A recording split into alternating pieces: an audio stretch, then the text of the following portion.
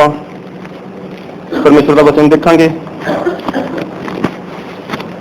और आप देखांगे मत्ती नवे नियम दे विच मत्ती ਉਹਦਾ 18 अध्याय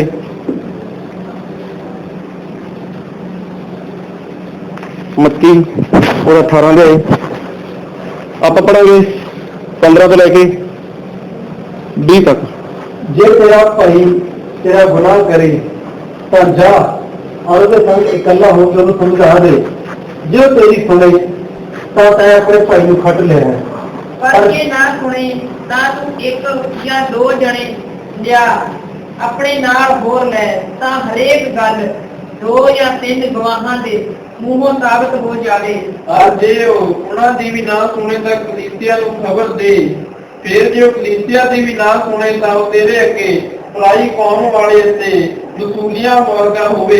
मैं ਤੁਹਾਨੂੰ ਸੱਚ ਆਖਦਾ ਹਾਂ ਭਈ ਜੋ ਕੁਝ ਤੁਸੀਂ ਧਰਤੀ ਤੇ ਬਣੋਗੇ ਸੋ ਸਵਰਗ ਵਿੱਚ ਬਣਿਆ ਜਾਵੇਗਾ ਅਤੇ ਜੋ ਕੁਝ ਤੁਸੀਂ ਧਰਤੀ ਤੇ ਖੋਲੋਗੇ ਸੋ ਸਵਰਗ ਵਿੱਚ ਖੋਲਿਆ ਜਾਵੇਗਾ। फिर मैं ਤੁਹਾਨੂੰ ਆਖਦਾ ਹਾਂ ਜੇ ਤੁਹਾਡੇ ਵਿੱਚ 2 ਜਣੇ ਧਰਤੀ ਤੇ ਕਿਸੇ ਕੰਮ ਲਈ ਮਿਲ ਕੇ ਪ੍ਰਾਰਥਨਾ ਕਰਨ ਤਾਂ मेरे पिता ਵੱਲੋਂ ਜਿਹੜਾ स्वर्ग ਵਿੱਚ ਹੈ ਉਹਨਾਂ ਲਈ ਕੀਤਾ ਜਾਵੇਗਾ।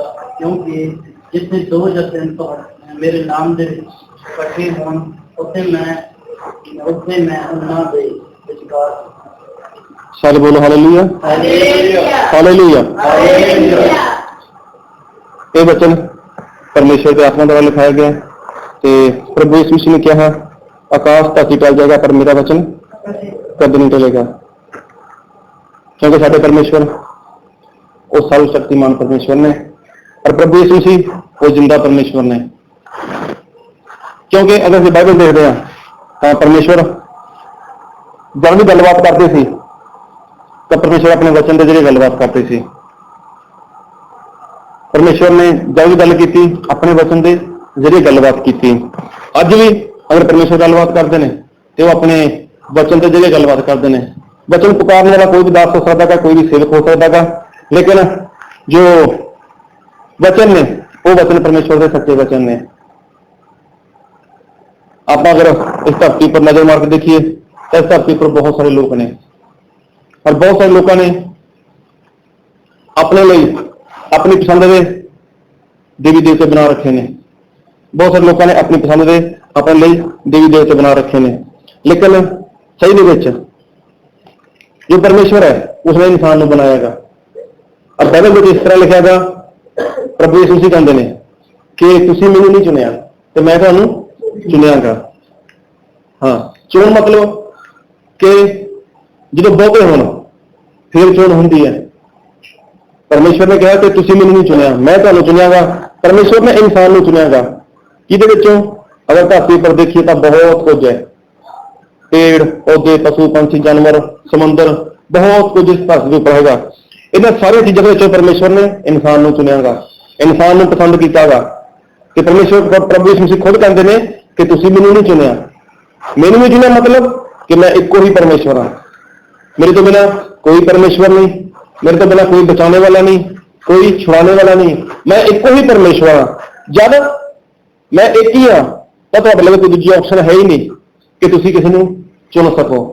चोण कब हुंदी है कि जब एक तो ज्यादा होण।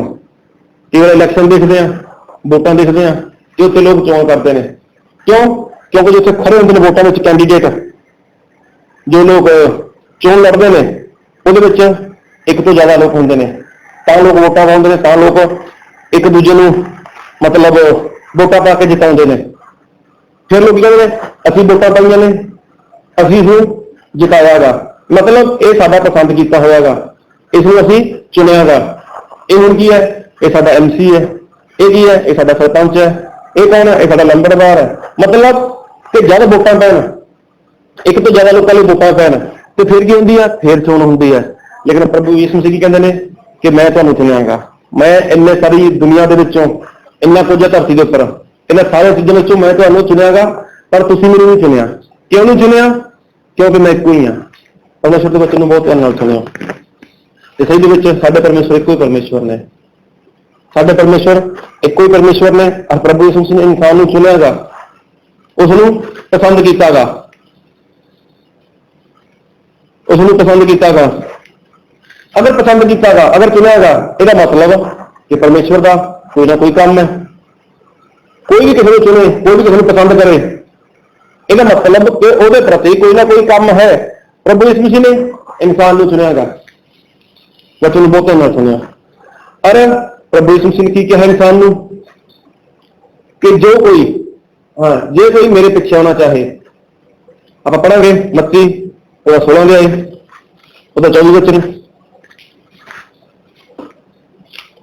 तब यीशु ने अपने चेलियों ने कहा, जे कोई मेरे पीछे होना चाहे तो अपने आप का इनकार करे, अपने शरीर चुक के मेरे पीछे चले।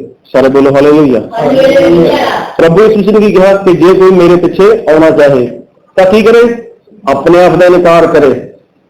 अपने आप का इनकार करे मतलब अपनी इच्छा ਨੂੰ मार देवे, अपनी इच्छा ਨੂੰ मार के फिर की करे, अपनी सलीब चुके ते मेरे पीछे चले।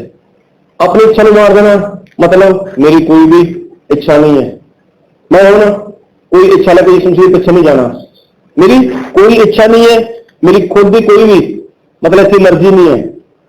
अगर यीशु मसीह पीछे जाना है तो कि मर्जी नाल जाना, तो अपनी मर्जी नाल, लेकिन प्रभु यीशु मसीह पीछे जाना है कदे लई कि प्रभु यीशु मसीह इच्छा को पूरा कर सकिए, प्रभु यीशु मसीह की मर्जी को पूरा कर सकिए। फिर लिखेगा कि अपनी सलीब को चुकना। सलीब चुकना मतलब कि दुख उठाने। अगर प्रभु यीशु उसके पीछे चलते चलते इंसान को दुख मिलना, इंसान को दुख मिलना तो वह भी उसको सहने पैणगे। लिखा बाइबल कि जिन्हें लोग भगती नाल बतीत करना चाहते हैं वो सारे लोग सताए जाएंगे। मतलब प्रभु यीशु मसीह कहते हैं कि देखो, अगर मेरे पीछे होगा, अपनी इच्छा छड्ड के आओ, अपनी मर्जी छड्ड के आओ तो मेरी इच्छा के अनुसार चलो, मेरी मर्जी के अनुसार चलो, अपनी सलीब चुको। मतलब तुम्हें चाहे दुख मिलना चाहे कुछ भी हो तो सलीब चुक के मेरे पीछे आओ। अब देखो कितने सारे लोग, कितने सारे सेवक लोग, दास लोग प्रभु यीशु मसीह का प्रचार करते हैं। अज देखो मैं कई बार दस चुके हैं, टीवी देखो, न्यूज़पेपर देखो, मोबाइल देखो, इंटरनेट देखो, मतलब प्रभु यीशु मसीह का प्रचार हर रोज नवा देखने को मिलता ही है। परमेश्वर के बहुत सारे दास लोग ने, परमेश्वर के बहुत सारे सेवक लोग ने जो प्रभु यीशु मसीह का प्रचार बहुत जोरों शोरों कर रहे हैं। लेकिन बहुत सारे ऐसे विश्वासी ने, बहुत सारे ऐसे सेवक ने, बहुत सारे ऐसे दास ने जो अपनी मर्जी नाल ये काम कर रहे हैं। मर्जी का मतलब अगर समय मिला तो प्रभु यीशु मसीह का काम करने के लिए बाहर चले गए, अगर समय मिला प्रभु यीशु मसीह की काम के लिए कितने बंदगी कर ले, अगर समय मिला कि किसी परिवार में जाकर उसे प्रार्थना कराई, मतलब खुद की मर्जी नाल। लेकिन प्रभु यीशु मसीह कहते हैं कि अपनी इच्छा छड्ड के आओ, अपनी मर्जी छड्ड के आओ। लेकिन जो भी इंसान है वो की करता है, बचा हुआ टाइम कि दिंदा गा, प्रभु यीशु मसीह दिंदा गा, परमेश्वर को दिंदा गा। कद लई कि शायद परमेश्वर खुश हो जाए, परमेश्वर खुश हो जाना। पिछले एक परिवार में गए, उत्थे गलबात होने लगी, वो काफी अंकल बुजुर्ग ने, काफी उम्र के ने, गलबात हुई उन्होंने तो उन्होंने कहा देखो परमेश्वर सानू जीवन देंदे ने, परमेश्वर सानू तंदुरुस्ती देंदे ने, और कुल मिला के परमेश्वर सानू 24 घंटे देंदे ने, और 24 घंटे जो परमेश्वर का बनता है वो 10वां हिस्सा बनता है। मैं सारी ਤੁਹਾਡੀ उम्र कितनी है, उन्होंने दसा तकरीबन 60 साल के लगभग ऐसा कुछ दसा उन्होंने, 65 साल के लगभग। मैं देखो ना जो ਤੁਹਾਡੇ जीवन के बनते हैं वो 6 साल 6 महीने बनते हैं, 6 साल 6 महीने बनते हैं, और वो 6 साल 6 महीने तुसी परमेश्वर के लिए देने ने, और बिना खान पीन तो, बिना सौन तो, बिना किसी बाहर जान तो लगातार प्रार्थना में बैठे रहो, लगातार बाइबल पढ़ो, या लगातार लोगों में प्रभु यीशु मसीह की गवाही दो। कुछ भी खाना नहीं, कुछ भी पीना नहीं। तो वो अंकल कहते इस तरह किस तरह हो सकता है, इदा नहीं दे सकते। चलो मैं कोई गल नहीं, फिर मगर 24 घंटे परमेश्वर हर रोज दे रहे हैं, वो 24 घंटे मतलब 2 घंटे 24 मिनट जो बनते हैं वो कड्डो, कहना नहीं निकलते। ਇੰਨੇ ਨਹੀਂ ਨਿਕਲਦੇ, ਮਤਲਬ 2.5 ਘੰਟੇ ਨਹੀਂ ਨਿਕਲਦੇ ਇਨਸਾਨ ਦੇ ਕੋਲੋਂ। ਤੇ ਅਸੀਂ ਕਹਿੰਦੇ 10-12 ਮਿੰਟ ਕੱਢ ਦਈਏ ਪ੍ਰਭੂ ਦੇ ਲਈ, ਉਹਦੇ ਵਿੱਚ ਪ੍ਰਭੂ ਯਿਸੂ ਨੂੰ ਸਾਡਾ ਧੰਨਵਾਦ ਕਰਨਾ ਚਾਹੀਦਾ ਹੈਗਾ। ਪ੍ਰਭੂ ਯਿਸੂ ਮਸੀਹ ਨੂੰ ਸਾਡਾ ਧੰਨਵਾਦ ਕਰਨਾ ਚਾਹੀਦਾ ਹੈ। ਕਿਹੜੀ ਗੱਲ ਦੇ ਲਈ? ਕਿ ਅਸੀਂ 10-12 ਮਿੰਟ ਕੱਢੇ ਪ੍ਰਭੂ ਯਿਸੂ ਮਸੀਹ ਦੇ ਲਈ। ਵੀ ਇੰਨੇ ਕੰਮਕਾਰ ਨੂੰ ਛੱਡਦੇ ਹੋਏ, ਇੰਨੇ ਕੰਮਕਾਰਾਂ ਦੇ ਵਿੱਚ ਬਿਜ਼ੀ ਹੁੰਦੇ ਹੋਏ ਵੀ ਇਹ ਲੋਕ ਮੈਨੂੰ ਯਾਦ ਕਰਦੇ ਨੇ, ਇਹ ਲੋਕ ਮੇਰੀ ਪ੍ਰਾਰਥਨਾ ਕਰਦੇ ਨੇ। ਮਤਲਬ ਪ੍ਰਭੂ ਯਿਸੂ ਮਸੀਹ ਨੂੰ ਕੀ ਕਰਨਾ ਚਾਹੀਦਾ ਹੈਗਾ? ਸਾਡਾ ਧੰਨਵਾਦ ਕਰਨਾ ਚਾਹੀਦਾ ਹੈਗਾ। ਲੋਕ ਏਦਾਂ ਕਹਿੰਦੇ ਅੱਜ, ਕਹਿਣ ਦਾ ਭਾਵ ਕਿ ਇਨਸਾਨ ਦੀ ਜੋ ਮਰਜ਼ੀ ਹੈ, ਇਨਸਾਨ ਆਪਣੀ ਮਰਜ਼ੀ ਨਾਲ ਚੱਲ ਰਹੀ ਹੈ, ਲੇਕਿਨ ਪ੍ਰਭੂ ਯਿਸੂ ਮਸੀਹ ਨੇ ਕੀ ਕਿਹਾ? ਕਿ ਆਪਣੇ ਆਪ ਦਾ ਇਨਕਾਰ ਕਰ ਦੋ। ਸਾਰੇ ਬੋਲੋ ਹਾਲੇਲੂਇਆ, ਹਾਲੇਲੂਇਆ। ਆਪਣੇ ਆਪ ਦਾ ਇਨਕਾਰ ਕਰਨਾ। ਲੇਕਿਨ ਅੱਜ ਸੇਵਕ ਲੋਕ ਦੇਖੋ, ਆਪਣੀ ਮਰਜ਼ੀ ਨਾਲ ਬਚਿਆ ਹੋਇਆ ਟਾਈਮ ਉਹ ਮਸੀਹ ਵਿੱਚ ਦੇ ਰਹੇ ਨੇ। ਬਚਿਆ ਹੋਇਆ ਸਮਾਂ ਉਹ ਕਦੇ ਪ੍ਰਾਰਥਨਾ ਕਰਨਗੇ, ਜਾਂ ਕਦੇ ਬਾਈਬਲ ਪੜ੍ਹਨਗੇ, ਜਾਂ ਕਿਸੇ ਲਈ ਚਲੇ ਜਾਣਗੇ ਪ੍ਰਾਰਥਨਾ ਲਈ, ਬਚਿਆ ਹੋਇਆ ਟਾਈਮ ਲੈ ਕੇ। ਪਰ ਕੀ ਇਹਦੇ ਵਿੱਚ ਪਰਮੇਸ਼ਵਰ ਖੁਸ਼ ਹੋਣਗੇ? ਪਰਮੇਸ਼ਵਰ ਐਸੇ ਲੋਕਾਂ ਦੇ ਵਿੱਚ, ਐਸੇ ਲੋਕਾਂ ਤੋਂ ਕਦੇ ਵੀ ਖੁਸ਼ ਨਹੀਂ ਹੁੰਦੇ। ਇੱਕ ਵਾਰ ਕੋਈ ਕਾਫੀ ਬੜਾ ਨਾਮੀ ਪਾਸਟਰ ਸੀ, ਕਾਫੀ ਨਾਮ ਸੁਣਿਆ ਦਾ, ਤੇ ਕੀ ਹੋਇਆ ਕਿ ਉਹ ਕਿਸੇ ਮੀਟਿੰਗ ਵਿੱਚ ਆਏ ਹੋਏ ਸੀਗੇ। ਉੱਥੇ ਕੁਝ ਮੁਸਲਿਮ ਮੰਨਣ ਵਾਲੇ ਲੋਕ ਚਲੇ ਗਏ। ਉਹਨਾਂ ਨੇ ਕਿਹਾ ਕਿ ਪਾਸਟਰ ਜੀ ਅਸੀਂ ਬੰਦਗੀ ਕਰਾਉਣੀ ਹੈ। ਅਸੀਂ ਕੀ ਕਰਨਾ ਗਾ? ਅਸੀਂ ਬੰਦਗੀ ਕਰਾਉਣੀ ਹੈ। ਤੇ ਪਾਸਟਰ ਸਾਹਿਬ ਨੇ ਕਿਹਾ ਕਿੰਨੇ ਲੋਕ ਆ ਸਕਦੇ ਨੇ ਉੱਥੇ ਬੰਦਗੀ ਦੇ ਵਿੱਚ? ਸਾਰੇ ਬੋਲੋ ਹਾਲੇਲੂਇਆ। ਜਿਹੜੇ ਪਾਸਟਰ ਨੇ ਬੰਦਗੀ ਕਰਨੀ ਸੀ, ਜਿਹਨਾਂ ਦਾ ਕਾਫੀ ਨਾਮ ਸੀ, ਉਸ ਪਾਸਟਰ ਨੂੰ ਕਿਹਾ ਕਿ ਅਸੀਂ ਬੰਦਗੀ ਕਰਾਉਣੀ ਹੈ। ਤੇ ਉਸ ਪਾਸਟਰ ਨੇ ਪਤਾ ਕੀ ਕਿਹਾ?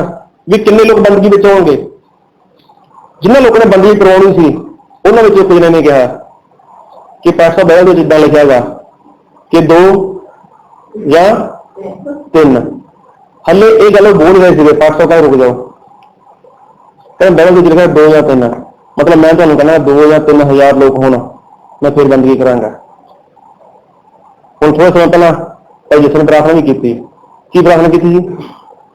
ਕਿ ਪ੍ਰਭੂ ਜੀ ਤੁਸੀਂ ਕਿਹਾ ਜਿੱਥੇ 2 ਜਾਂ 3 ਇਕੱਠਾ ਹੁੰਦੇ ਨੇ ਮੇਰੇ ਨਾਮ ਦੇ ਵਿੱਚ, ਮੈਂ ਕੀ ਆ? ਉੱਥੇ ਇਹਨਾਂ ਵਿਚਕਾਰ ਹਾਜ਼ਰ ਹਾਂ। ਮੈਂ ਉੱਥੇ ਇਹਨਾਂ ਵਿਚਕਾਰ ਕੀ ਆ? ਹਾਜ਼ਰ ਹਾਂ। ਹੁਣ ਪਾਸਟਰ ਨੂੰ ਕੀ ਕਿਹਾ ਕਿ ਜੀ ਬਾਈਬਲ ਵਿੱਚ ਜਿੱਦਾਂ ਲਿਖਿਆ ਕਿ 2 ਜਾਂ 3। ਉਹ ਕਹਿੰਦਾ ਨਹੀਂ, ਕਹਿੰਦਾ 2 ਜਾਂ 3,000। ਅਗਰ ਇੰਨੇ ਲੋਕ ਹੋਣ,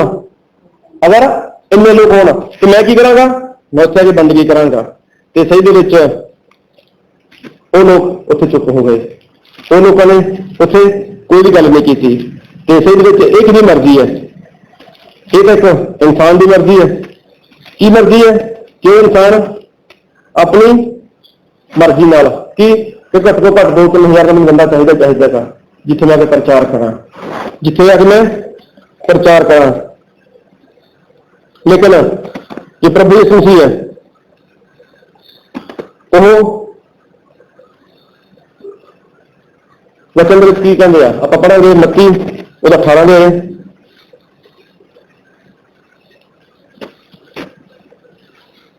ਮੱਤੀ 18 ਦੇ ਉਹਦਾ 6 ਵਚਨ। ਪਰ ਜੋ ਕੋਈ ਇਹਨਾਂ ਛੋਟੇ ਵਿੱਚੋਂ ਜਿਹੜੇ ਮੇਰੇ ਤੇ ਨਿੰਦਾ ਕਰਦੇ ਹਨ, ਇੱਕ ਨੂੰ ਠੋਕਰ ਖਾਵੇ, ਉਹਦੇ ਲਈ ਚੰਗਾ ਬਸ ਇੱਥੇ ਪ੍ਰਭੂ ਯਿਸੂ ਸਾਹਿਬ ਕਹਿੰਦੇ ਨੇ ਕਿ ਜੋ ਕੋਈ ਇਹਨਾਂ ਛੋਟਿਆਂ ਵਿੱਚੋਂ ਇੱਕ ਨੂੰ ਠੋਕਰ ਖਵਾਵੇ, ਮਤਲਬ ਚਾਹੇ ਛੋਟਾ ਬੱਚਾ ਹੀ ਹੈ ਤਾਂ ਉਹਦੇ ਅੰਦਰ ਇੱਕ ਆਤਮਾ ਦੀ ਗੱਲ ਕਰਦੇ ਨੇ ਪਰਮੇਸ਼ਵਰ। ਪ੍ਰਭੂ ਯਿਸੂ ਮਸੀਹ ਆਤਮਾ ਦੀ ਗੱਲ ਕਰਦੇ ਨੇ ਕਿ ਜਿਹਦੇ ਅੰਦਰ ਪਰਮੇਸ਼ਵਰ ਦਾ ਆਤਮਾ ਹੈਗਾ। ਅਗਰ ਕੋਈ ਉਸ ਨੂੰ ਵੀ ਠੋਕਰ ਖਵਾਉਂਦਾ ਹੈਗਾ, ਮਤਲਬ ਕਿ ਛੋਟੇ ਤੋਂ ਛੋਟਾ ਚਾਹੇ ਕੋਈ ਵੀ, ਉਹਦੇ ਲਈ ਪਰਮੇਸ਼ਵਰ ਦੀ, ਪ੍ਰਭੂ ਯਿਸੂ ਮਸੀਹ ਦੀ ਯੋਜਨਾ ਗਈ ਕਿ ਇਹ ਵੀ ਬਚਾਇਆ ਜਾਏ।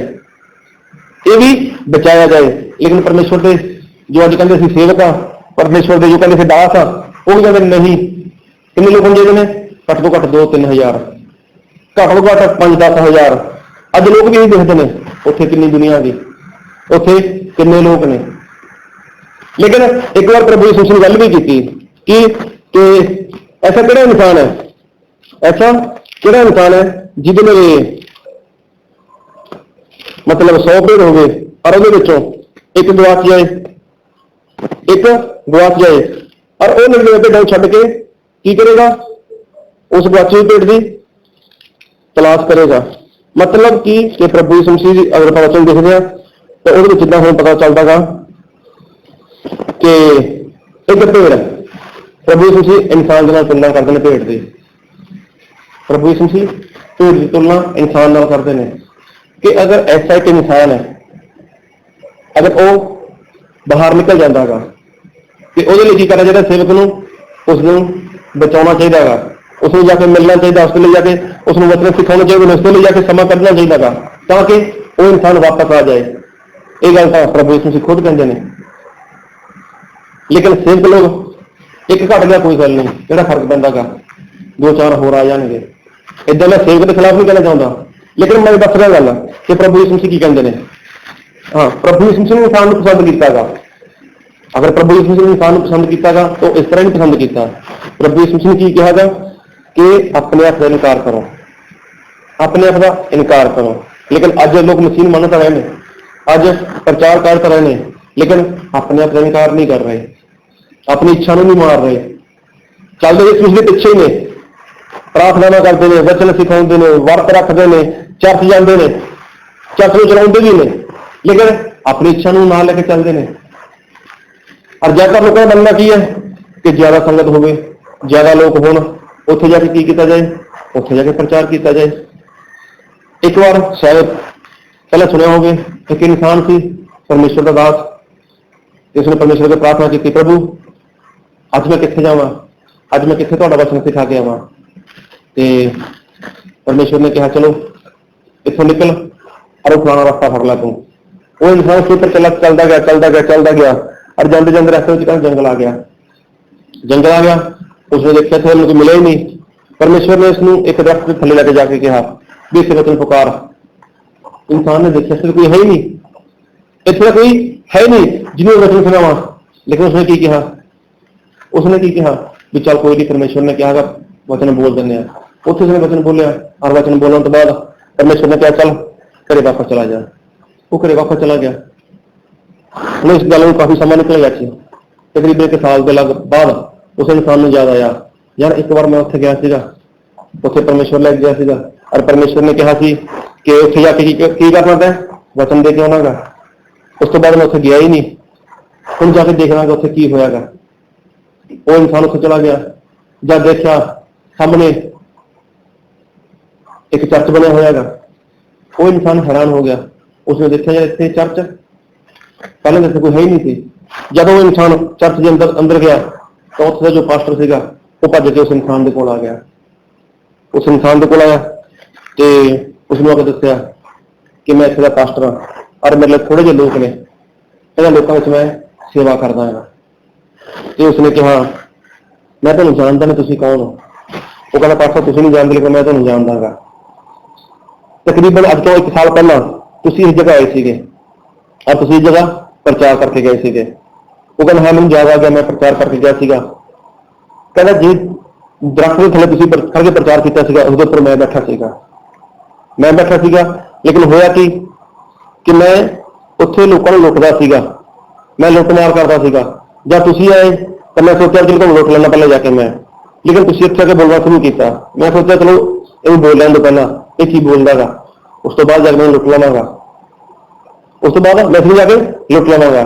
तो जब तुसीं उत्थे कुछ बोलिया और जो वचन सीगे वो वचन मैं सुने और वो वचन मेरे दिल तक पहुंच गए और मैं रोना बैठे बैठे रोना शुरू कर देता। मैं पश्चाताप की थी, हाँ मैं विश्वास किया, मैं पश्चाताप की थी।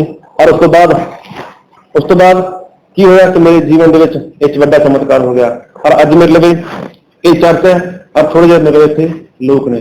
मतलब कि परमेश्वर की नजर में एक इंसान की जान भी बहुत कीमती है, बहुत कीमती है। एक इंसान की जान, चाहे छोटा बच्चा का चाहे जो भी है, बच्चे तो और बड़े तो परमेश्वर को कोई फर्क नहीं पैंदा। सब तो बड़ी गल की परमेश्वर एक आत्मा को बचाना चाहते हैं, आत्मा को बचाना चाहते हैं।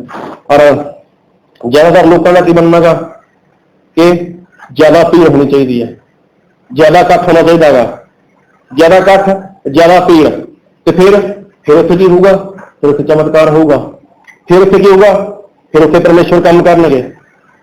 कई लोग ये भी कहते हैं कि अगर ज्यादा लोग हो ना भाई फिर परमेश्वर का आत्मा साडा काम करता है, परमेश्वर का आत्मा फिर मेरे काम करूगा जे 2-4 हज़ार 5 हज़ार लोग होना।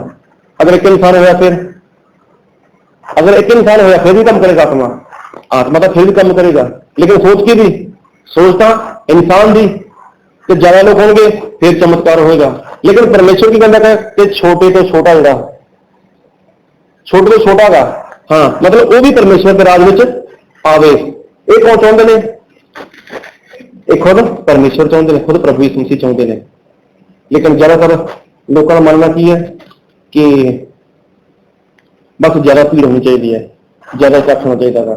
ਔਰ ਜ਼ਿਆਦਾਤਰ ਲੋਕ ਪ੍ਰਾਰਥਨਾ ਵੀ ਇਹੀ ਕਰਦੇ ਨੇ ਕਿ ਪ੍ਰਭੂ ਯਿਸੂ ਮਸੀਹ ਤੁਸੀਂ ਕਿਹਾ ਜਿੱਥੇ 2 ਜਾਂ 3, ਅੱਜ ਆਪਾਂ ਜੋ ਵਚਨ ਪੜ੍ਹਿਆ ਮੱਤੀ ਉਹਦਾ 18 ਦੇ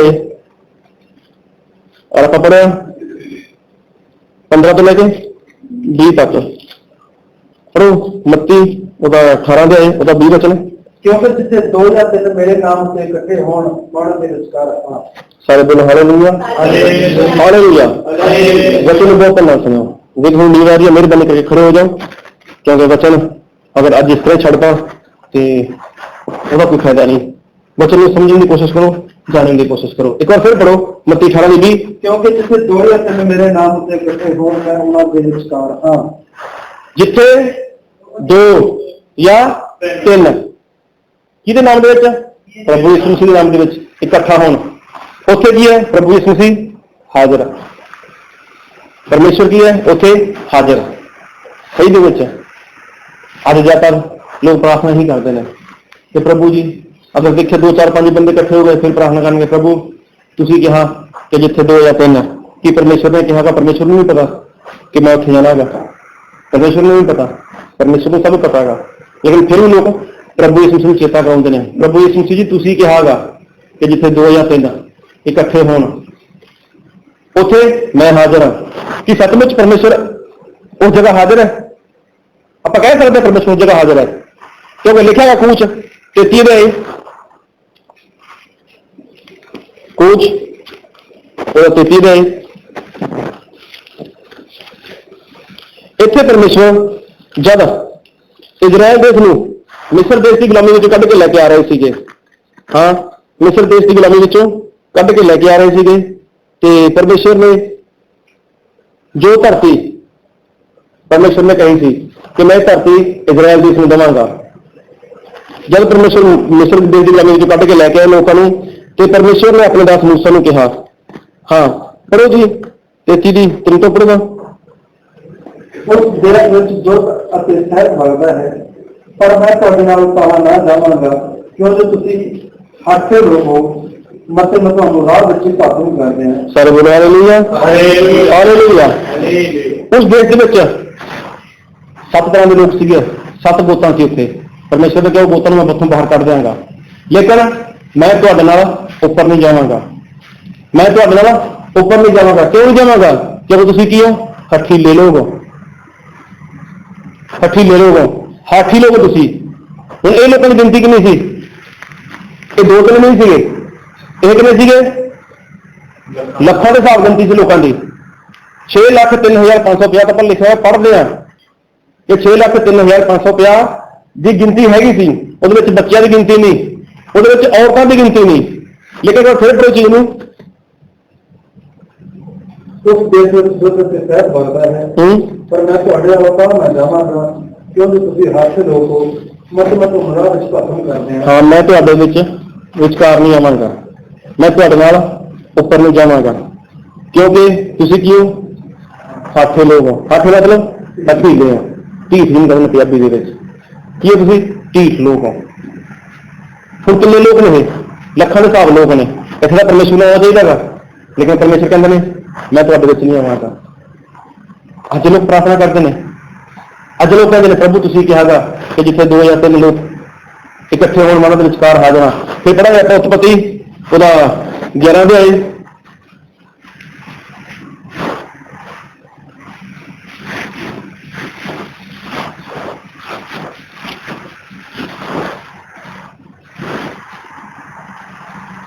ਇਹ ਪੜ੍ਹੋ ਸੋਚੋ ਤੁਸੀਂ ਸਮਝੋ। ਸਾਰੀ ਧਰਤੀ ਉੱਤੇ ਇੱਕੋ ਹੀ ਬੋਲੀ ਔਰ ਇੱਕੋ ਹੀ ਭਾਸ਼ਾ ਸੀ, ਤੇ ਇਉਂ ਹੋਇਆ ਕਿ ਪੂਰਬ ਵੱਲ ਜਾਂਦੇ ਹੋਏ ਉਹਨਾਂ ਨੂੰ ਇੱਕ ਮੈਦਾਨ ਚਿਨਾਰ ਦੇਸ਼ ਵਿੱਚ ਲੱਭਾ ਅਤੇ ਉੱਥੇ ਉਹ ਵੱਸ ਗਏ। ਹਾਂ ਇਹ ਉਸ ਸਮੇਂ ਦੀ ਗੱਲ ਕਰ ਰਹੇ ਨੇ ਪਰਮੇਸ਼ਰ ਦੇ ਵਚਨ ਦੇ ਵਿੱਚ ਕਿ ਜਦ ਇਸ ਧਰਤੀ ਉੱਪਰ ਲੋਕ ਤਾਂ ਹੈਗੇ ਸੀ ਆਬਾਦੀ ਤਾਂ ਹੈ ਸੀ, ਲੇਕਿਨ ਉਹਨਾਂ ਸਾਰੇ ਲੋਕਾਂ ਦੀ ਕੀ ਸੀ, ਇੱਕੋ ਹੀ ਭਾਸ਼ਾ ਸੀ, ਇੱਕੋ ਹੀ ਬੋਲੀ ਬੋਲਦੇ ਸੀਗੇ। ਲੇਕਿਨ ਇਹਨਾਂ ਲੋਕਾਂ ਨੇ ਮਨ ਦੇ ਵਿੱਚ ਇੱਕ ਵਿਚਾਰ ਬਣਾਇਆ। ਕੀ ਵਿਚਾਰ ਬਣਾਇਆ ਕਿ ਆਪਾਂ ਆਪਣੇ ਲਈ ਇੱਟਾਂ ਬਣਾਈਏ, ਉਹਨਾਂ ਨੂੰ ਪਕਾ ਲੈਂਦੇ ਆ, ਔਰ ਪਕਾਉਣ ਤੋਂ ਬਾਅਦ ਉਹਨਾਂ ਨਾਲ ਇੱਕ ਬੜਾ ਸਾਰਾ ਬੁਰਜ ਤਿਆਰ ਕਰਾਂਗੇ ਜਿਹੜਾ ਉੱਪਰ ਜਾਏਗਾ। ਸਾਰੇ ਬੋਲੋ ਹਾਲੇਲੂਇਆ। ਸਾਰੇ ਬੋਲੋ ਦੇਖੋ ਆਪਾਂ ਕੀ ਕਰਾਂਗੇ, ਬੁਰਜ ਬਣਾਵਾਂਗੇ ਜਿਹੜਾ ਬੁਰਜ ਉੱਪਰ ਜਾਏਗਾ, ਔਰ ਆਪਾਂ ਸਾਰੇ ਲੋਕ ਉਹਦੇ ਵਿੱਚ ਇਕੱਠੇ ਰਹਾਂਗੇ। ਉਹਦੇ ਵਿੱਚ ਕੀ ਕਰਾਂਗੇ, ਇਕੱਠੇ ਰਹਾਂਗੇ। ਪੜਾਂਗੇ ਆਪਾਂ 4। ਤਾਂ ਉਹਨਾਂ ਨੇ ਆਖਿਆ ਕਿ ਆਓ ਅਸੀਂ ਆਪਣੇ ਲਈ ਇੱਕ ਸ਼ਹਿਰ ਔਰ ਇੱਕ ਬੁਰਜ ਬਣਾਈਏ ਜਿਸ ਦੀ ਤੀਜੀ ਆਕਾਸ਼ ਤੀਕ ਹੋਵੇ, ਔਰ ਆਪਣੇ ਲਈ ਇੱਕ ਨਾਉ ਕੱਢੀਏ ਅਜਿਹਾ ਨਾ ਹੋਵੇ ਭਈ ਅਸੀਂ ਸਾਰੀ ਧਰਤੀ ਤੇ ਖਿੰਡ ਜਾਈਏ। ਹਾਂ, ਅਜਿਹਾ ਨਾ ਹੋਵੇ ਕਿ ਆਪਾਂ ਸਾਰੀ ਧਰਤੀ ਉੱਪਰ ਖਿੰਡ ਜਾਈਏ। ਆਪਾਂ ਲੋਕ ਖਿੰਡੀਏ ਨਾ, ਆਪਾਂ ਕੀ ਕਰੀਏ, ਇੱਕੋ ਜਗ੍ਹਾ ਇਕੱਠੇ ਰਹੀਏ, ਆਪਣੇ ਲਈ ਇੱਕ ਬੁਰਜ ਬਣਾਉਣੇ ਆ। ਮਤਲਬ ਜਦ ਇਹਨਾਂ ਨੇ ਇਹ ਲੋਕਾਂ ਨੇ ਸੋਚਿਆ, ਕੀ ਸੋਚਿਆ ਕਿ ਆਪਾਂ ਲੋਕ ਖਿੰਡਣਾ ਜਾਈਏ। ਅਗਰ ਖਿੰਡ ਗਏ ਆਪਾਂ ਕਿੱਥੇ ਲੱਭਦੇ ਫਿਰਾਂਗੇ ਇੱਕ ਦੂਜੇ ਨੂੰ। ਹਾਂ, ਆਪਾਂ ਖਿੰਡਣਾ ਨਹੀਂ ਹੈ, ਆਪਾਂ ਕੀ ਕਰਨਾਗਾ, ਇਕੱਠੇ ਰਹੀਏ। ਸਾਰੇ ਬੋਲੋ ਹਾਲੇਲੂਇਆ।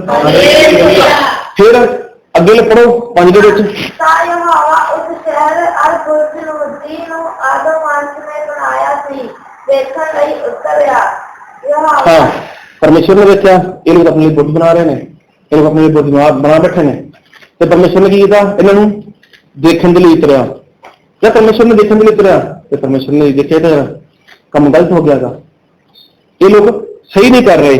ਪਰ ਉਹ 6 ਦੇ ਵਿੱਚ ਯਹੋਵਾ ਨੇ ਆਖਿਆ ਕਿ ਦੇਖੋ ਇਹ ਲੋਕ ਇੱਕ ਹਨ ਔਰ ਉਹਨਾਂ ਸਾਰਿਆਂ ਦੀ ਬੋਲੀ ਇੱਕ ਹੈ ਅਤੇ ਉਹ ਇਹ ਕਰਨ ਲੱਗੇ ਹਨ। ਕਿਉਂ ਕਰਨ ਲੱਗੇ ਨੇ? ਕਿਉਂਕਿ ਸਾਰੇ ਲੋਕ ਕੀ ਨੇ, ਇੱਕ।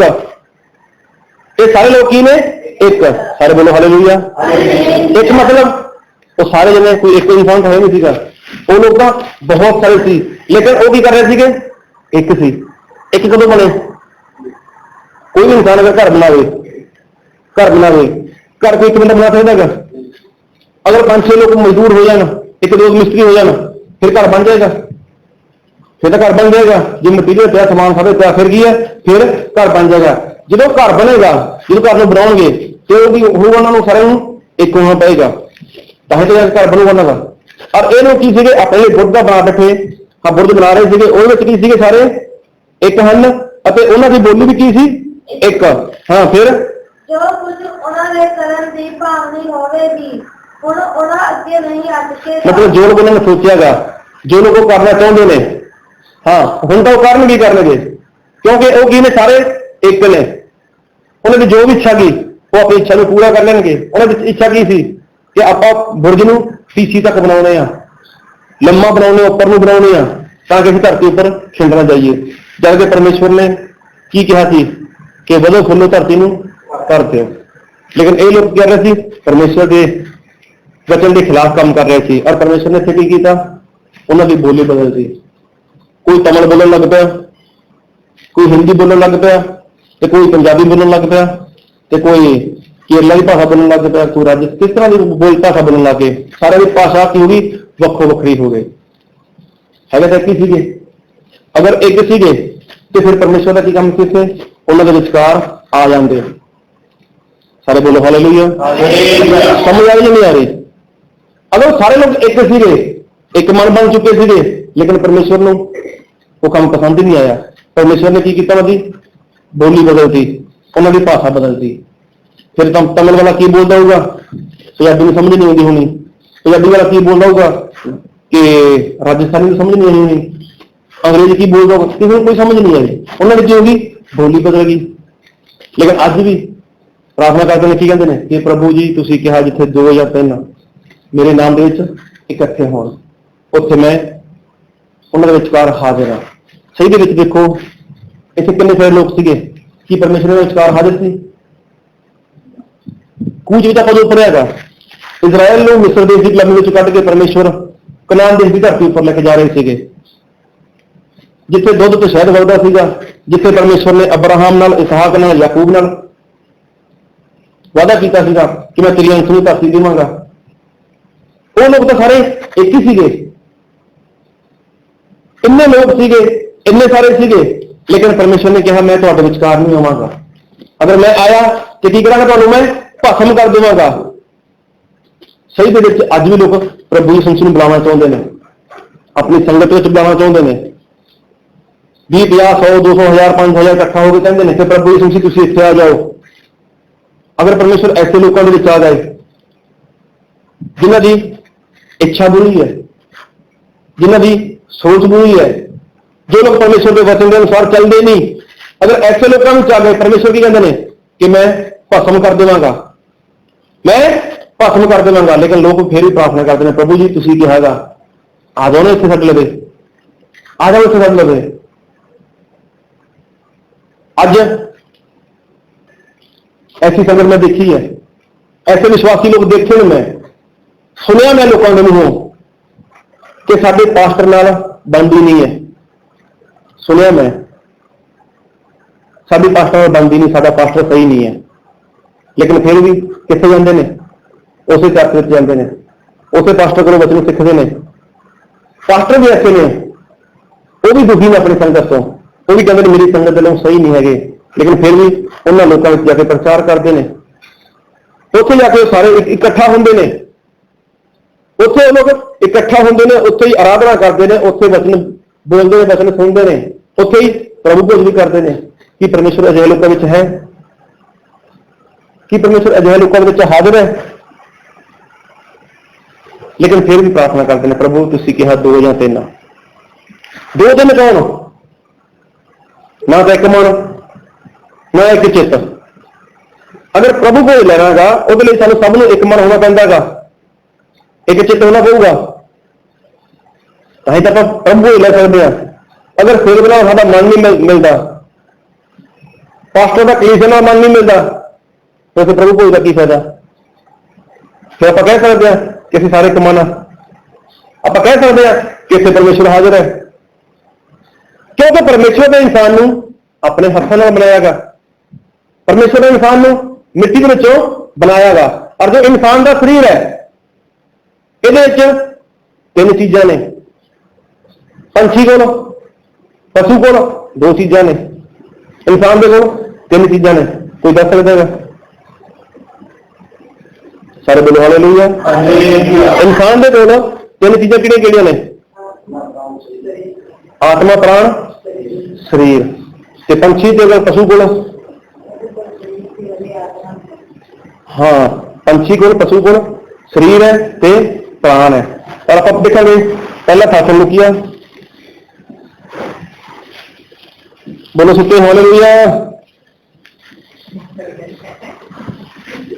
पहला थिस्सलुकीया ਉਹਦਾ 5 ਦੇ ਆਏ, ਉਹਦਾ 23 वचन।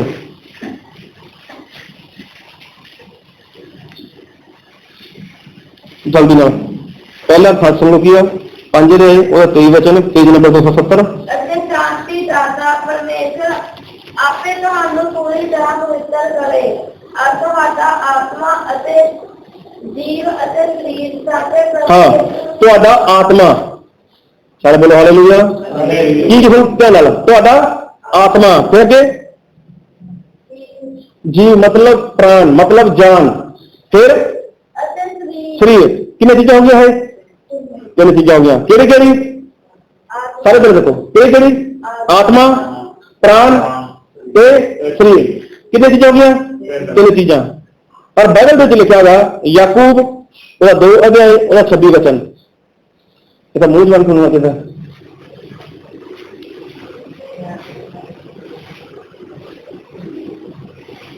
जिकर आत्मा बाजो शरीर मुर्दा है, तिकर ही अमला बाजो नेचा मुर्दा है। हाँ जिवें आत्मा तो बिना, सुनो ध्यान नाल, जिवें आत्मा तो बिना शरीर की है मुर्दा, मुर्दा। सारे बोलो हालेलुया। आत्मा तो बिना शरीर की है मुर्दा। मतलब हर एक शरीर के अंदर, शरीर को जिंदा रखने वास्ते उसके अंदर की है आत्मा। अगर आत्मा अंदर नहीं है फिर शरीर की है, फिर शरीर की है, फिर शरीर मुर्दा है। अगर आत्मा नहीं है, इसका मतलब कि बिना आत्मा तो शरीर कुछ नहीं कर सकता। सारे बोलो हालेलुया। सारे ध्यान लग रखो, बिना आत्मा तो शरीर कुछ भी नहीं कर सकता। इधर ही ना कहता, जे आत्मा अंदर है शरीर कभी कुछ करेगा। लिखा बाइबल के बिना आत्मा तो शरीर की है वो तो मुर्दा का। अगर आत्मा शरीर से बाहर निकल गया शरीर की मुर्दा, मतलब शरीर किसी भी काम का नहीं। फिर आत्मा बाहर निकल गया शरीर कुछ कर सकता है? फिर कुछ नहीं कर सकता। इसका मतलब कि आत्मा तो बिना शरीर कुछ नहीं कर सकता, तो शरीर तो बिना आत्मा, इसका मतलब कि शरीर तो बिना आत्मा कुछ करेगा? शरीर तो बिना आत्मा कुछ नहीं करेगा। फिर लिखा बाइबल के गलातिया 5 ਦੇ 17 वचन। गलातिया जल्दी नाल इधर ध्यान दो सारे, कोई बात नहीं। गलातिया 5 ਦੇ 17 वचन। क्यों जो शरीर आत्मा के विरुद्ध से आत्मा शरीर के विरुद्ध लोचता है। हाँ देखो, फिर देखो गल बहुत है, देखो और बहुत ध्यान समझो, ठीक है? ध्यान दो। आत्मा तो बिना शरीर की मुर्दा, मतलब आत्मा तो बिना शरीर किसी भी काम का नहीं। आत्मा तो बिना शरीर कुछ नहीं कर सकता। इसका मतलब कि बिना शरीर तो आत्मा भी कुछ नहीं कर सकता। और पढ़े आपने गलातिया 5 ਦੀ 17 ਦੇ ਵਿੱਚ, एक बार फिर पढ़ो। क्यों जो शरीर आत्मा के विरुद्ध से आत्मा, हाँ शरीर की है आत्मा के विरुद्ध है, शरीर आत्मा के विरुद्ध है। फिर ਅਤੇ ਆਤਮਾ ਸਰੀਰ ਦੇ ਵਿਰੁੱਧ ਲੋਚਦਾ ਹੈ। आत्मा शरीर के विरुद्ध है। फिर क्यों जो ਇਹ ਇੱਕ ਦੂਜੇ ਦੇ ਵਿਰੁੱਧ ਹਨ ਤਾਂ ਜੋ ਤੁਸੀਂ ਜੋ ਚਾਹੁੰਦੇ ਹੋ ਨਾ ਕਰੋ। देखो आत्मा शरीर के विरुद्ध, शरीर आत्मा के विरुद्ध, और दोवें एक दूजे के विरुद्ध। मतलब जो एक चाहे वो दूजा नहीं चाहता, जो दूजा चाहता है वो पहला नहीं चाहता, है दोनों की एक दूजे के विरुद्ध, लेकिन है दोनों इकट्ठे ही। अगर आत्मा शरीर नहीं छड़ देगा शरीर डेड है, फिर शरीर किसी काम का नहीं। अगर आत्मा शरीर को छड़ के जाए फिर आत्मा भी कुछ नहीं कर सकता। रहते दोनों इकट्ठे ने, रहते दोनों इकट्ठे ने, लेकिन दोहां की नहीं बनती। सारे बोले हालेलुया। दोहां की नहीं बनती। आत्मा शरीर के विरुद्ध तो शरीर आत्मा के विरुद्ध। फिर प्रार्थना में बैठो, शरीर को नींद आती है। बंदगी में बैठो, आराधना में बैठो, शरीर थकावट मंगता है। आत्मा चाहता है नहीं प्रार्थना करनी है, आत्मा चाहता है आराधना करनी है, आत्मा चाहता है बाइबल पढ़नी है, आत्मा चाहता है वचन को सुनना गा, वचन को सीखना गा। शरीर कहता है नहीं नहीं, थक चुके हैं, नींद आ रही है, इदा का भुख लगती है। ये सारे काम किहदे ने? ये सारे काम शरीर दे ने, है कि दोनों ही एक दूजे बिना इन्होंने कुछ भी नहीं हो सकता। है दोनों ही इकट्ठे, लेकिन दोहां की आपस में बनती ही नहीं, दोहां की आपस में बनती नहीं। और लिखा जो हल्फिया 5 ਦੀ 23 पढ़ रहे हैं उसे कोई जन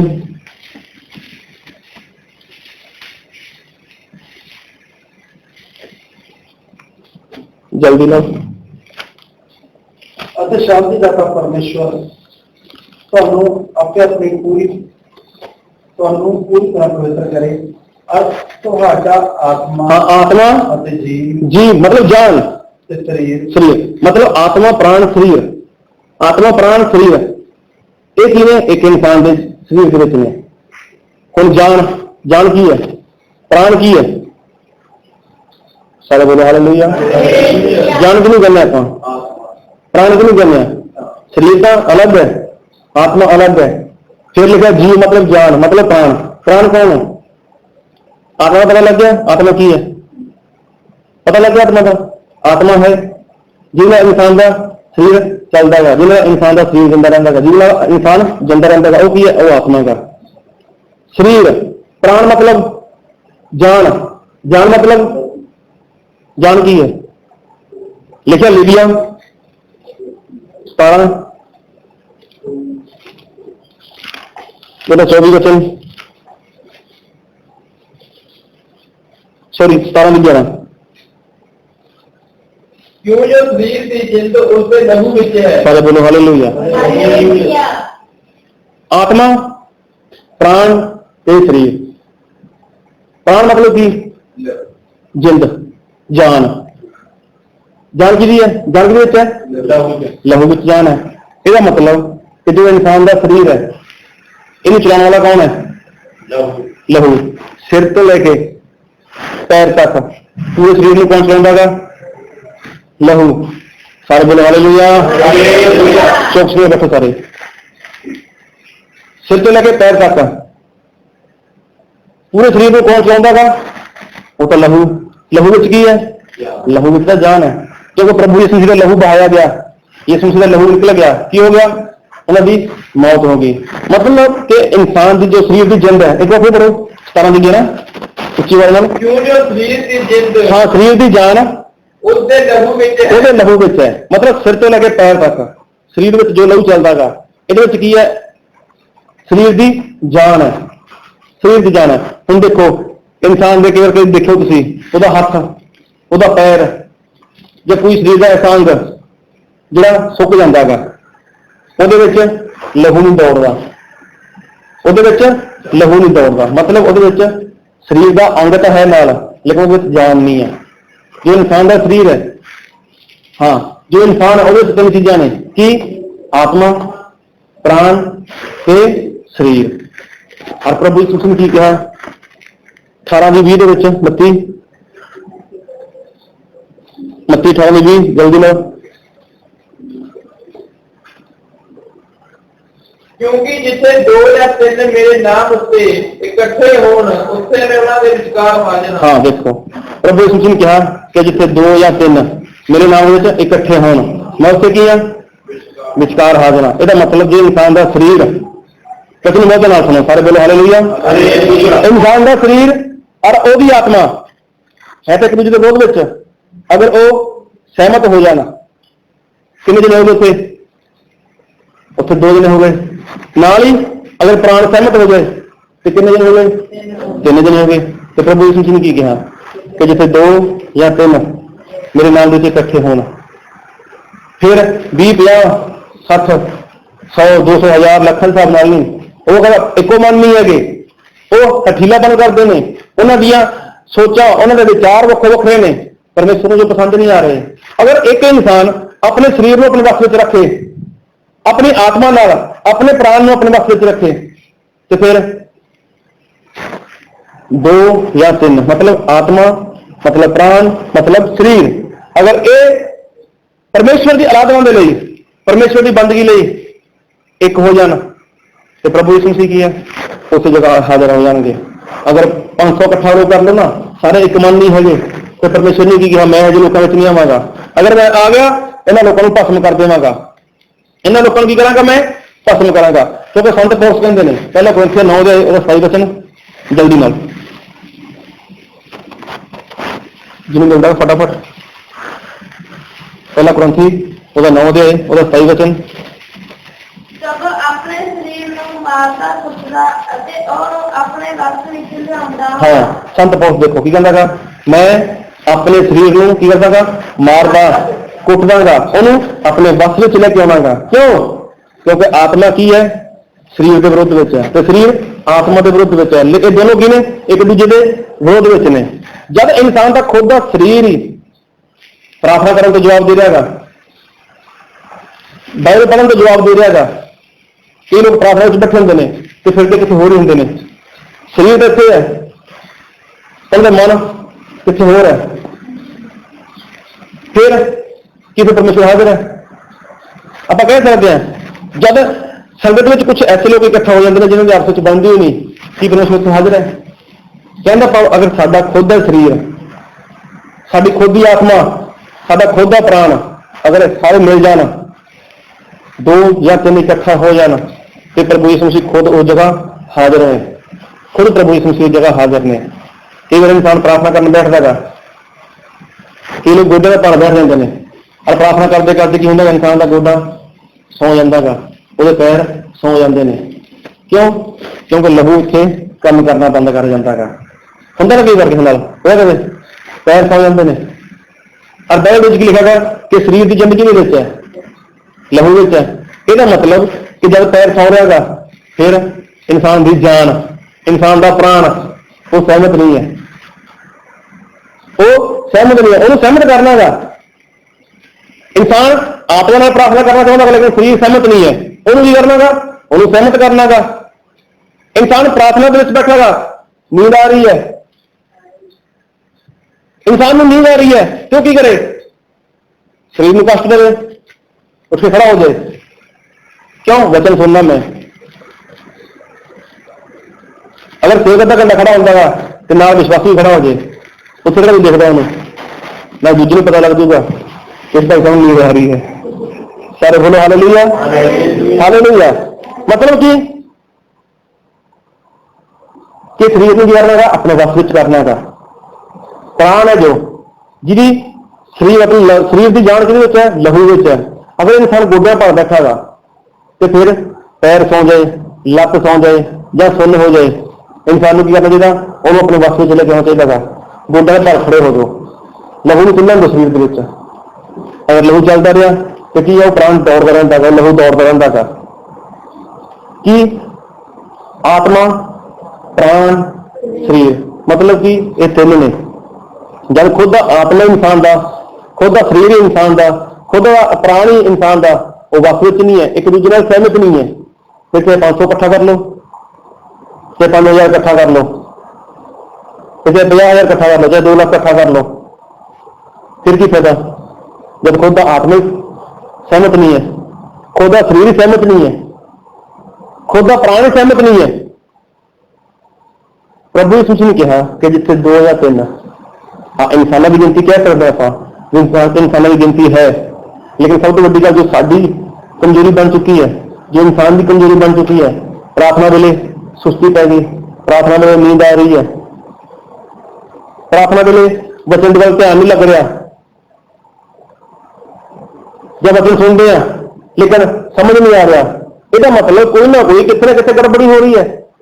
संत पौलुस कहना कि मैं हर रोज अपने शरीर को मार दांगा, उन्होंने कुट दांगा, उन्होंने अपने वश में रख दांगा। क्यों? क्योंकि आत्मा शरीर के विरोध में है, शरीर आत्मा के विरोध में है। मैं चाहूंगा कि मेरा शरीर आत्मा नाल मिल जाए, मेरा शरीर आत्मा नाल मिल जाए, और मैं अपने शरीर में प्रभु की वडियाई करा, उसकी महिमा करा। प्राण की है? प्राण लहू है। जब इंसान गोड्या पर बैठे या अपने हाथ चक के बैठे तो कई बार बैठे बैठे पैर सौ गए, लत्तां सौ गई, यह मतलब शरीर के लहू ने काम करना घटा दिता गा। उसे घड़ी सैट कर लो अपने आप को, हिल के सैट हो जाओ। नहीं तू काम कर, प्रभु की आराधना कर, प्रभु की बंदगी कर, प्रभु की महिमा कर। मतलब अपने आत्मा नाल, अपने शरीर नाल, अपने प्राण नाल, अपनी जान नाल की कर, प्रभु की महिमा कर। प्रभु सूचन की गया फिर प्रभु 32:28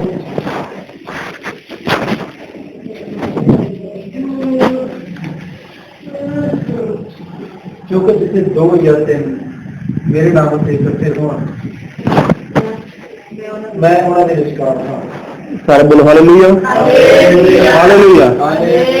हाँ, इंसान भी कह सकते हैं कि जिसे 2 या 3 इंसान इकट्ठे होंगे, लेकिन वो सारे एक मन तो होन, वो इंसान एक मन तो होन। मैं कई जगह पहले दस कटिया, मैं कई जगह देखा गा विश्वासी लोग अपने पास्टर लोगों की निंदा करते हैं, उन्होंने चंगा नहीं समझते। तो कुछ ऐसे सेवक लोग जो अपने विश्वासी को चंगा नहीं समझते, उन्होंने निंदा करते हैं, लेकिन होंगे इकट्ठे ही ने, होंगे फिर भी इकट्ठे ही ने, हर एतवार इकट्ठा होंगे ने, वचन सुनाते हैं, आराधना करते हैं। फायदा की होगा? कि कह सकते हैं कि असं एक मन हो चुके हैं, असं एक चित्त हो चुके हैं, असं प्रभु यीशु मसीह नाम में इकट्ठा हो चुके हैं। कहिए आप कि प्रभु जी तुसीं कहा कि जिसे 2 या 3 इकट्ठे ने उत्थे मैं हाजिर हाँ, आप कह सकते हैं? की फायदा उससे? अगर गिनती की गल करिए, आप इंसान की गल करिए, आप बेशक 2 या 3 ही होन, लेकिन की होन सारे एक मन होन, एक चित्त होन, फिर प्रभु यीशु मसीह उत्थे है। लेकिन उसका फायदा की कि जब इंसान का शरीर सहमत नहीं है, उसकी आत्मा ही सहमत नहीं है, उसका प्राण ही सहमत नहीं है, फिर इंसान की करूँ उत्थे? मतलब जब भी प्रार्थना करो, जब भी बाइबल पढ़ो, जब भी प्रभु के लिए कुछ भी करो, की करो? अपने आत्मा नाल, अपने प्राण नाल ते अपनी शरीर नाल करो।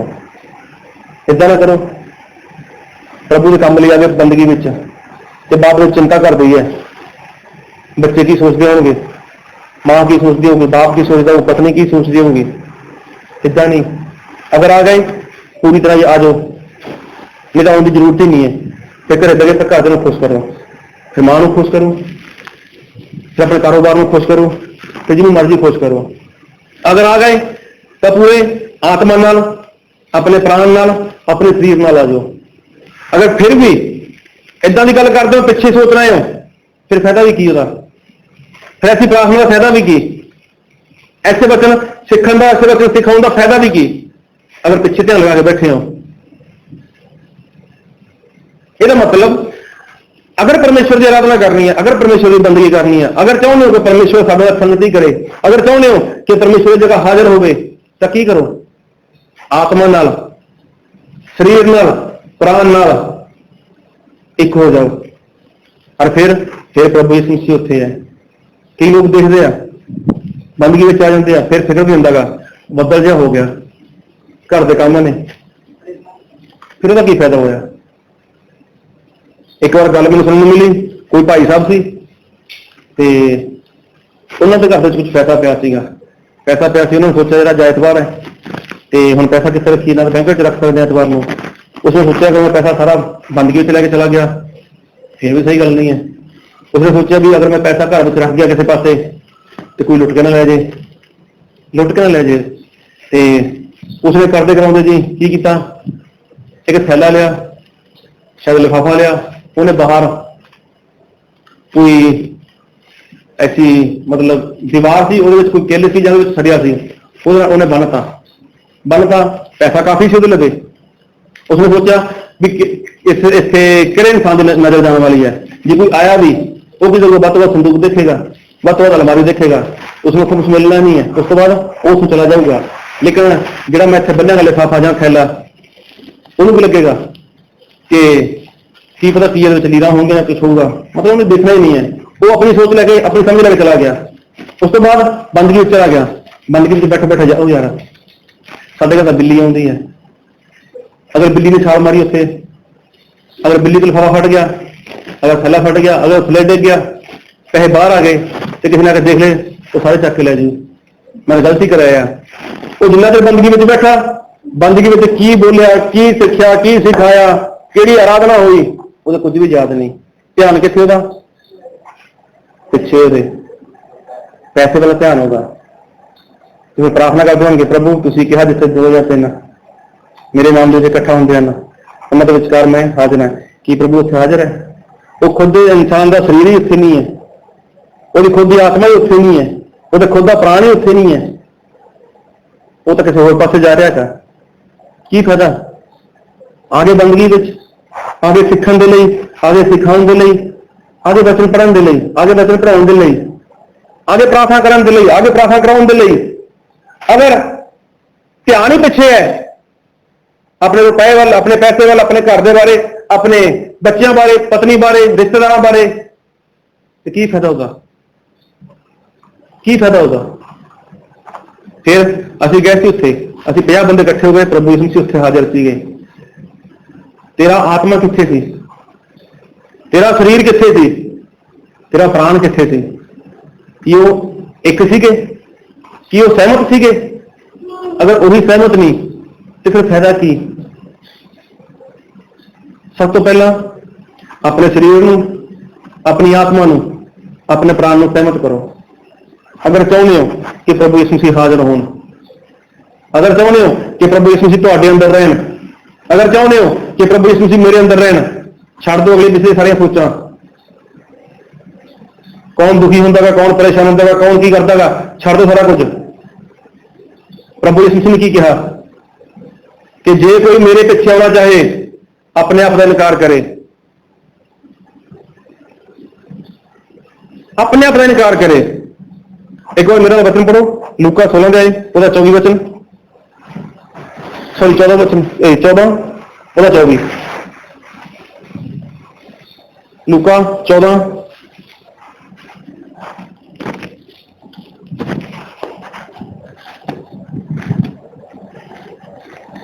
ਕਿਉਂ ਜੋ ਮੈਂ ਤੁਹਾਨੂੰ ਸਾਥ ਕਰਦਾ ਹਾਂ ਭਈ ਉਹਨਾਂ ਵਿੱਚੋਂ ਜਿਹੜੇ ਬੁਲਾਏ ਗਏ ਸਨ, ਇੱਕ ਵੀ ਮੇਰਾ ਖਾਣਾ ਨਾ ਚੁੱਕੇਗਾ। 25 ਵੱਡੀ ਭੀੜ ਯਿਸੂ ਦੇ ਨਾਲ ਚੱਲੀ ਜਾਂਦੀ ਸੀ ਅਤੇ ਉਹਨੇ ਮੁੜ ਕੇ ਉਹਨਾਂ ਨੂੰ ਆਖਿਆ, ਜੇ ਤੂੰ ਮੇਰੇ ਕੋਲ ਆਵੇ ਔਰ ਆਪਣੇ ਪਿਓ, ਮਾਂ, ਤੀਵੀਂ, ਬੱਚਿਆਂ, ਭਾਈਆਂ ਨਾਲ तो अपनी जान नाल वैर ना रखे तो मेरा चेला नहीं हो सकता। प्रभु यीशु मसीह साफ साफ कहता, वड्डी सारी भीड़ ਨੂੰ कहता कि जे कोई मेरे ਕੋਲ ਆਵੇ ਅਤੇ ਆਪਣੇ ਪਿਓ ਅਤੇ ਆਪਣੀ ਮਾਂ ਅਤੇ ਤੀਵੀਂ ਅਤੇ ਬਾਲ ਬੱਚਿਆਂ ਤੇ ਭਾਈਆਂ ਅਤੇ ਭੈਣਾਂ ਨਾਲ ਸਗੋਂ ਆਪਣੀ ਜਾਨ ਨਾਲ ਵੈਰ ਨਾ ਰੱਖੇ, ਉਹ ਮੇਰਾ ਚੇਲਾ ਨਹੀਂ ਹੋ ਸਕਦਾ। ਲੇਕਿਨ ਅੱਜ ਪ੍ਰਭੂ ਯਿਸੂ ਮਸੀਹ ਦਾ ਚੇਲਾ ਬਣਨਾ ਚਾਹੁੰਦੇ ਨੇ ਲੋਕ। ਅੱਜ ਪ੍ਰਭੂ ਯਿਸੂ ਮਸੀਹ ਦਾ ਚੇਲਾ ਬਣਨਾ ਚਾਹੁੰਦੇ ਨੇ, ਲੇਕਿਨ ਮਾਂ ਨੂੰ ਖੁਸ਼ ਰੱਖਦੇ ਨੇ, ਰਿਸ਼ਤੇਦਾਰਾਂ ਨੂੰ ਖੁਸ਼ ਰੱਖਦੇ ਨੇ, ਆਂਢ ਗੁਆਂਢ ਨੂੰ ਖੁਸ਼ ਰੱਖਦੇ ਨੇ, ਆਪਣੀ ਬਰਾਦਰੀ ਨੂੰ ਖੁਸ਼ ਰੱਖਦੇ ਨੇ। ਪਤੀ ਆਪਣੇ ਪਤੀ ਨੂੰ ਖੁਸ਼ ਰੱਖਦਾ ਹੈਗਾ, ਪਤਨੀ ਆਪਣੇ ਪਤੀ ਨੂੰ ਖੁਸ਼ ਰੱਖਦੀ ਹੈ, ਬੱਚੇ ਆਪਣੇ ਮਾਂ-ਬਾਪ ਨੂੰ, ਮਾਂ-ਬਾਪ ਆਪਣੇ ਬੱਚਿਆਂ ਨੂੰ ਖੁਸ਼ ਰੱਖਦੇ ਨੇ। ਲੇਕਿਨ ਪ੍ਰਭੂ ਯਿਸੂ ਮਸੀਹ ਕਿਹੜੀ ਗੱਲ ਦੇ ਵਿੱਚ ਖੁਸ਼ ਨੇ? ਉਹ ਇਨਸਾਨ ਨੂੰ ਦੇਖਣਾ ਹੀ ਨਹੀਂ ਚਾਹੁੰਦਾ। ਬੈਠੇ ਬੰਦਗੀ ਵਿੱਚ ਨੇ, ਧਿਆਨ ਕਿਸੇ ਹੋਰ ਪਾਸੇ ਹੈ। ਮਤਲਬ ਖੁਦ ਦਾ ਆਤਮਾ, ਖੁਦ ਦਾ ਸਰੀਰ ਤੇ ਖੁਦ ਦਾ ਪ੍ਰਾਣ ਕੋਈ ਸਹਿਮਤ ਨਹੀਂ ਹੈ। ਤੇ ਪ੍ਰਾਰਥਨਾ ਕਰਦੇ ਨੇ, ਪ੍ਰਭੂ ਤੁਸੀਂ ਕਿਹਾ ਕਿ ਜਿੱਥੇ 2 ਜਾਂ 3 ਨਾਮ ਦੇ ਵਿੱਚ ਇਕੱਠੇ ਹੋਣ, ਮੈਂ ਉੱਥੇ ਹਾਜ਼ਰ ਹਾਂ। ਕੀ ਵਾਕਈ ਪ੍ਰਭੂ ਯਿਸੂ ਇੱਥੇ ਹਾਜ਼ਰ ਨੇ? ਲੇਕਿਨ ਪਹਿਲਾਂ ਆਪਣੀ ਆਤਮਾ ਨੂੰ, ਆਪਣੇ ਪ੍ਰਾਣ ਨੂੰ, ਆਪਣੇ ਸਰੀਰ ਨੂੰ ਸਹਿਮਤ ਕਰੋ। ਸਰੀਰ ਨੂੰ ਸਹਿਮਤ ਕਰਨਾ ਹੈਗਾ ਕਿਹਦੇ ਨਾਲ? ਆਤਮਾ ਨਾਲ। ਸਰੀਰ ਦੇ ਕੰਮਾਂ ਨੂੰ ਮਾਰਨਾ ਹੈ। ਲਿਖਿਆ ਬਾਈਬਲ ਦੇ ਵਿੱਚ ਸਰੀਰ ਉਹ ਆਤਮਾ ਦੇ ਵਿਰੋਧ ਦੇ ਵਿੱਚ ਹੈ, ਲੇਕਿਨ ਸਰੀਰ ਦੇ ਜਿੰਨੇ ਵੀ ਕੰਮ ਨੇ ਉਹਨਾਂ ਨੂੰ ਮਾਰਨਾ ਹੈਗਾ। ਸਰੀਰ ਦੇ ਜਿੰਨੇ ਵੀ ਕੰਮ ਨੇ ਮਾਰਨਾ ਹੈਗਾ। ਵਰਤ ਨਹੀਂ ਰੱਖਦੇ ਨਾ, ਇਹ ਵੀ ਕੀ ਦਾ ਕੰਮ ਹੈ? ਸਰੀਰ ਦਾ ਕੰਮ ਹੈ। ਮਾਰੋ ਉਹਨੂੰ, ਰਹੋ ਭੁੱਖੇ, ਰਹੋ, ਰੱਖੋ ਵਰਤ। ਲੇਕਿਨ ਕਦ ਕਰੋਗੇ? ਜਦ ਆਤਮਾ ਮਜ਼ਬੂਤ ਹੋਊਗਾ। ਅਗਰ ਚਾਹੁੰਦੇ ਹੋ ਕਿ ਪ੍ਰਭੂ ਯਿਸੂ ਮਸੀਹ ਸਾਡੇ ਵਿਚਕਾਰ ਰਹਿਣ, ਅਗਰ ਚਾਹੁੰਦੇ ਹੋ ਕਿ ਪ੍ਰਭੂ ਯਿਸੂ ਮਸੀਹ ਮੇਰੇ ਅੰਦਰ ਰਹਿਣ, ਤਾਂ ਪ੍ਰਭੂ ਯਿਸੂ ਮਸੀਹ ਕਹਿੰਦੇ ਨੇ ਕਿ ਜਿੱਥੇ 2 ਜਾਂ 3, ਮਤਲਬ ਅਗਰ ਤੁਹਾਡਾ ਆਤਮਾ, ਅਗਰ ਤੁਹਾਡਾ ਪ੍ਰਾਣ, ਅਗਰ ਤੁਹਾਡਾ ਸਰੀਰ ਉਹ ਸਹਿਮਤ ਨੇ, ਪ੍ਰਭੂ ਯਿਸੂ ਮਸੀਹ ਹਰ ਵੇਲੇ ਤੁਹਾਡੇ ਅੰਦਰ ਨੇ, ਹਰ ਵੇਲੇ ਪ੍ਰਭੂ ਯਿਸੂ ਮਸੀਹ ਤੁਹਾਡੇ ਨਾਲ ਨੇ। ਫੈਸਲਾ ਤੁਹਾਡਾ ਗਾ ਕਿ ਤੁਸੀਂ ਕਿਵੇਂ ਕਰਨਾ ਗਾ। ਲੋਕਾਂ ਦੀ ਗਿਣਤੀ ਦੇਖਣੀ ਹੈ ਜਾਂ ਫਿਰ ਆਪਣੇ ਸਰੀਰ ਨੂੰ, ਆਪਣੀ ਆਤਮਾ ਨੂੰ, ਆਪਣੇ ਪ੍ਰਾਣ ਨੂੰ ਸਹਿਮਤ ਕਰਨਾ ਗਾ। ਆਓ ਆਪਾਂ ਸਾਰੇ ਆਪਣੀਆਂ ਅੱਖਾਂ ਬੰਦ ਕਰੀਏ, ਆਪਣੇ ਸਿਰਾਂ ਨੂੰ ਝੁਕਾਈਏ। और कोई भी जन प्रार्थना नहीं करेगा,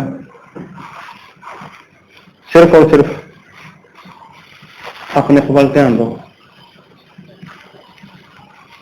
अपने आप को सवाल करो कि जब कदे प्रार्थना में बैठ रहे हो, जब कदे संगति में बैठ रहे हो, तुहाडा आत्मा, तुहाडा शरीर, तुहाडा प्राण कि वो सहमत है? अगर शरीर सहमत नहीं है तो चाहिए कि इसमें वक्त में रखो। अगर प्राण, जान सहमत नहीं है तो चाहिए कि इसनों सहमत करो, उसनों लैके आओ कि वो प्रार्थना विच, आराधना विच,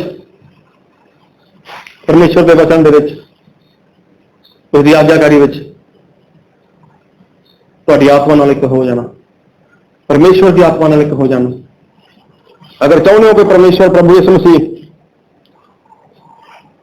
2 या 3 लोगों में रहन, मतलब आत्मा प्राण शरीर में रहना, तो इन्हों एक मन होना पवेगा। अगर असं लोगों की गिनती करिए, अगर सारे एक मन होने तो साडा आत्मा, साडा प्राण, साडा शरीर वो भी एक होना चाहिए था। ये वचन को समझ सको, इसमें मान सको, इसके अनुसार चल सको। परमेश्वर सबनों आशीषित करना। मेरे प्यारे पिता प्रभु यीशु, तुहाडा धन्नवाद करते हैं, तारीफ करते हैं, तुहाडी आराधना करते हैं, तुहाडी प्रशंसा करते हैं पिता जी। धन्नवाद करते हैं पिता तुहाडे सच्चे जिउंदे वचनां दे लई, जो वचन तुसीं दित्ते, जो वचन तुसीं पुकारे पिता जी। असीं सारे तुहाडे वचनां नूं सुन के उसके अनुसार चलण वाले बन जाइए पिता जी। और पिता जी जो भी कमी घटी है साडे जीवन दे विचों उसनूं हमेशा हमेशा लई तुसीं दूर करो पिता। सानूं सारिआं नूं शुद्ध करो, सानूं पवित्र करो पिता जी। Thank you lord, thank you Jesus. और प्रभु पिता असीं अपनी आत्मा नाल, अपने प्राण नाल, अपने शरीर नाल तुहाडी महिमा कर सकीए, तुहाडी आराधना कर सकीए। सानूं उस लिए तुसीं तैयार करो। प्रभु यीशु मसीह तुहाडे पवित्र नाम दे विच मंगदा हां, आमीन।